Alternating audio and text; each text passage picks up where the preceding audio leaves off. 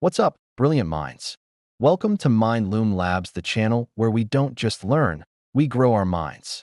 If this is your first time here, hit that subscribe button because we're all about making complex topics simple, exciting, and actually fun. Today we're discussing about the generations of computer. Let's start with the first generation. In the early days of computing, machines looked nothing like the sleek laptops and desktops we use today.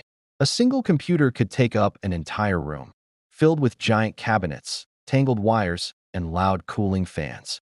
Instead of modern CPUs, these early computers relied on vacuum tubes, glass tubes that controlled electrical signals to perform calculations.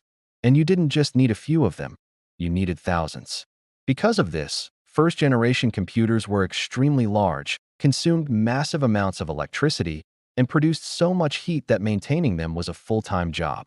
If even one vacuum tube failed, technicians had to track it down among the thousands packed inside the machine. Data storage also looked very different. Instead of hard drives, they used a magnetic drum, a heavy, bucket-sized cylinder with very limited storage. There were no screens, no images, and definitely no operating systems. Everything was done using punch cards, which were stiff paper cards with holes that represented instructions or data. Each hole on a punch card stood for a single bit of information. The computer read these cards one at a time, line by line.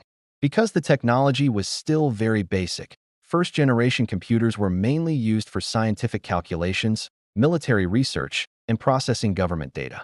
The output was either printed on paper or stored back onto punch cards for later use. Second generation. The second generation brought a major breakthrough: transistors. These tiny electronic switches replaced vacuum tubes entirely. They did the same job, but far better. They were smaller, cheaper, faster, and didn't overheat as easily. Tasks that took hours on first-generation machines could now be completed in minutes. These computers were more reliable as well. However, the method of operation still depended on punch cards, just like before. Storage also improved. Instead of magnetic drums, second-generation computers used magnetic tape, which was bulkier but could hold much more information. Third generation. This generation finally made computers resemble the systems we recognize today. This changed everything. Computers became faster, smaller, and more efficient. Most importantly, they now supported keyboards and monitors, which meant users no longer had to depend on punch cards.